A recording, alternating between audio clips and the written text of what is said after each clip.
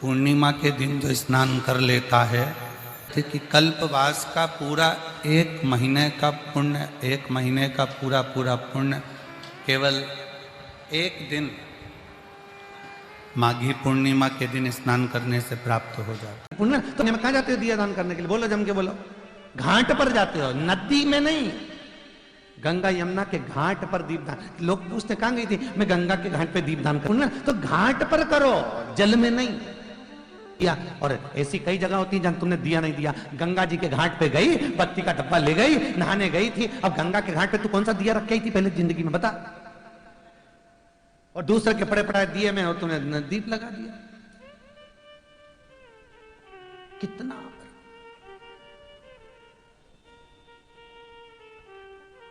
पूर्णिमा आई, नदियों के घाट पर गए, मिठाई के पुराने पुराने डिब्बे, खूब दिन के जो दिवाली पे मिठाई खाई थी सबका डिब्बा इकट्ठा कर लिया, आटे का तख्ता बना दिया बना लिया, उसमें बत्ती रख दी और मिठाई के डिब्बे को नदी में, गंगा यमुना सरस्वती सरयू में पुण्य कर रही है। और गंगा मैया मन में सोच रही आग लगा के जाएगी। क्यों भैया? विष्णु पुराण में लिखा हुआ है कि दीपदान कैसे करना चाहिए। अगर पढ़ना है तो विष्णु पुराण में स्पष्ट किया गया कि दीपदान कैसे करना चाहिए। स्कंद पुराण में कहा, नर्मदा पुराण में, अग्नि पुराण में, पद्म पुराण में, भागवत पुराण में, शिव पुराण में दीपदान का महत्व बताया कि दीपदान कैसे करना चाहिए। कि दिए आप लगाओ पर कचरे के डब्बे में नहीं जो खाली हो चुका है। दीप लगाओ, आप घाट पर मिट्टी के दीप ले जाकर आप जला दीजिए, पर किसी दिए को पानी में विसर्जन ना करिए। क्योंकि जल में तुम जब विसर्जन करते हो, डब्बा जलता है तो जिस माँ को तुमने दीप दिया है उसका पूरा अंग जल जाता है, पूरी साल भर वो बद्दुआ देती है। दूसरी बार प्रयास करती है कि आप घाट पर ना आए। दीपदान घाट पर होता है, इसलिए लिखा है कि स्पष्ट कौन से महाराज ने कहा तुमको कि नदी में दीपदान करो? यहां कहा है घाट पर दीपदान करो। क्यों करा जाता है पूर्णिमा का व्रत? पूर्णिमा का व्रत करने का कारण क्या है बताइए? आप इतने सालों से कर रही हो, कई माताएं कर रही होंगी पूर्णिमा का व्रत। एक समय फलाहार करती हैं, एक समय भोजन करती हैं। भोजन में खीर का होना जरूरी होता है पूर्णिमा के व्रत में। दूध की सामग्री होना जरूरी होती है पूर्णिमा के व्रत में। 12 महीने की पूर्णिमा करो मना नहीं है। और पूर्णिमा उठाने का भी समय होता है चैत्र के महीने की जो पूर्णिमा होती है, चैत्री पूर्णिमा पहली पूर्णिमा मानी जाती है। इसलिए चैत्री पूर्णिमा को सिद्ध पूर्णिमा कहते, कार्य सिद्धात्री पूर्णिमा कहते, सिद्ध करने वाले। मनोरथी पूर्णिमा कहते हैं, मनोरथी पूर्णिमा।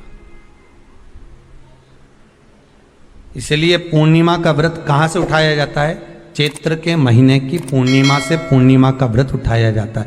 कि मैं महीने की पूर्णिमा करूंगी तो वो चैत्र पूर्णिमा से उसको उठा लिया जाता है। पर उसका एक नियम रहता है, आप फलाहार करें अपनी जगह पर है, पर एक समय भोजन कर रहे हैं वो अपनी जगह पर। भोजन के साथ में मीठे के साथ थोड़ा दूध की सामग्री होना जरूरी होती है।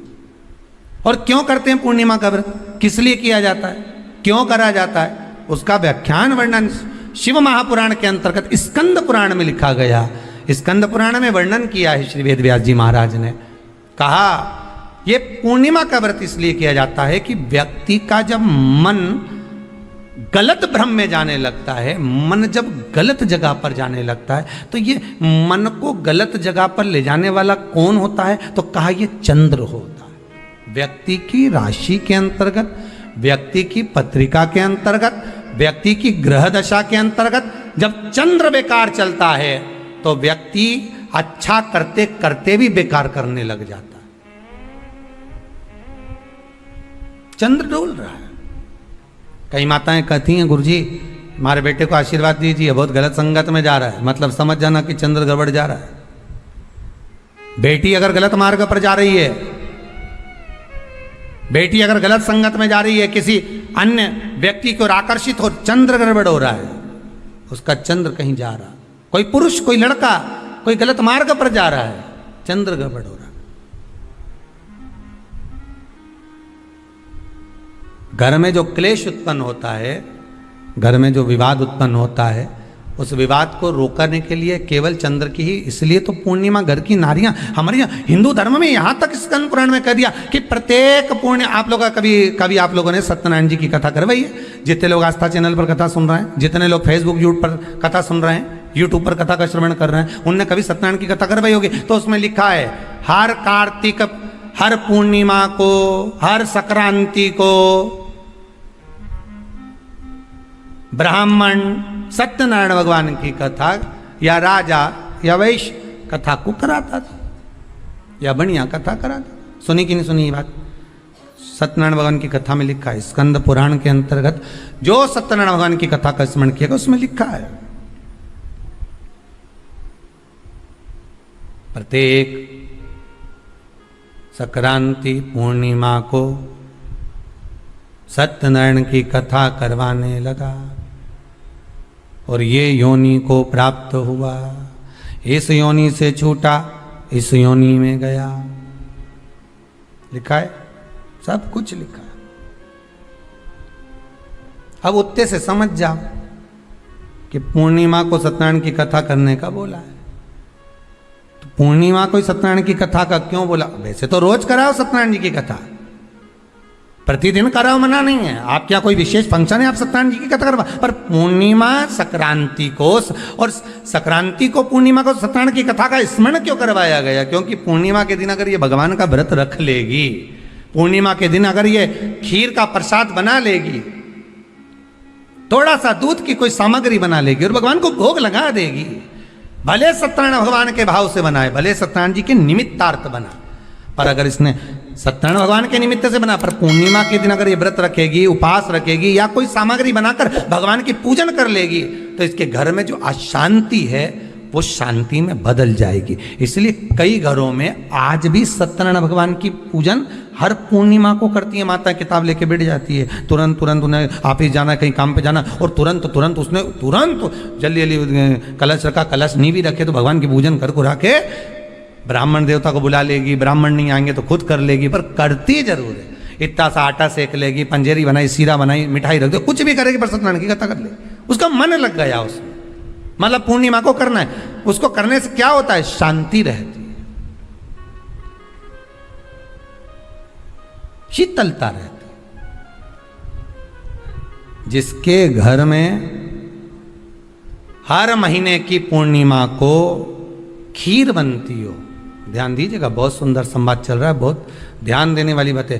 प्रत्येक महीने की पूर्णिमा को जिसके घर में दूध की सामग्री बनती हो, दूध की सामग्री तैयार होती हो, खीर प्रसाद तैयार होता हो, उसके घर में कभी क्लेश नहीं हो सकता। चाहे सास बहू एक दूसरे के सामने वो कहे ना, वो सांप और नेवले की लड़ाई क्यों ना, फिर भी शांति हो जाती है।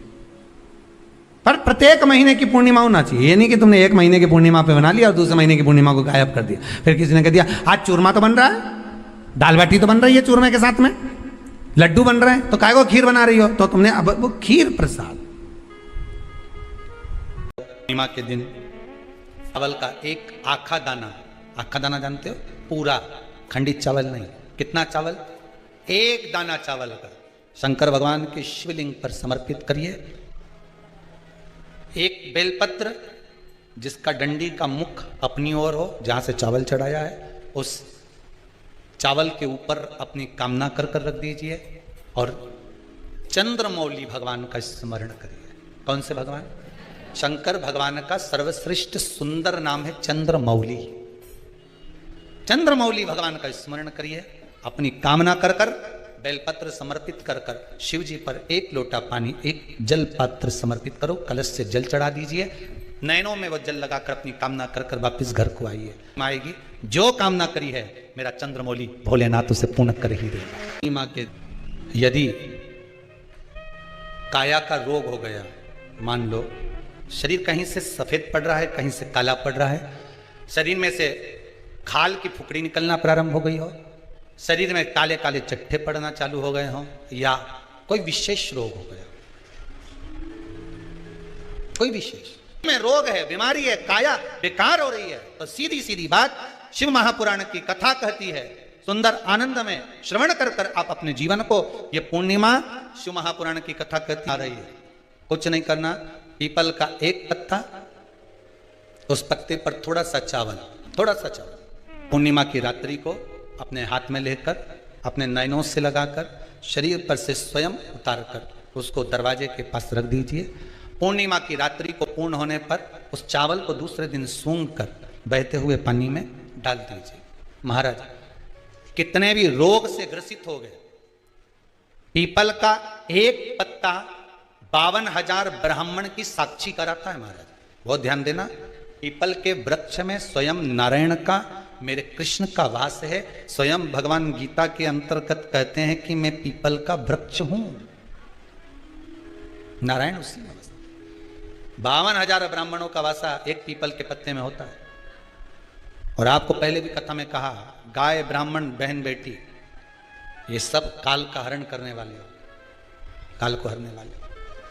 जितनी पूर्णिमा के व्रत हैं, जितने 12 महीने जो पूर्णिमा पड़ती है, पूनम पड़ती है, ये भले दुनिया के लोग कहते हैं कि ये भगवान राधा और कृष्ण से संबंध, हम और कृष्ण से संबंध रखते हैं, पर इनका यदि सही संबंध समझा जाए, इनके सही संबंध का यदि स्मरण करा जाए, इनके सही संबंधों का यदि वर्णन किया जाए, तो शिव और चंद्रमा के जो मिलन का केंद्र बिंदु है वही पूर्णिमा है। केवल एक पूर्णिमा वहीं तक नहीं रही कि भगवान कृष्ण और राधा जी ने रास किया, केवल वहीं तक उसकी सीमितता नहीं है।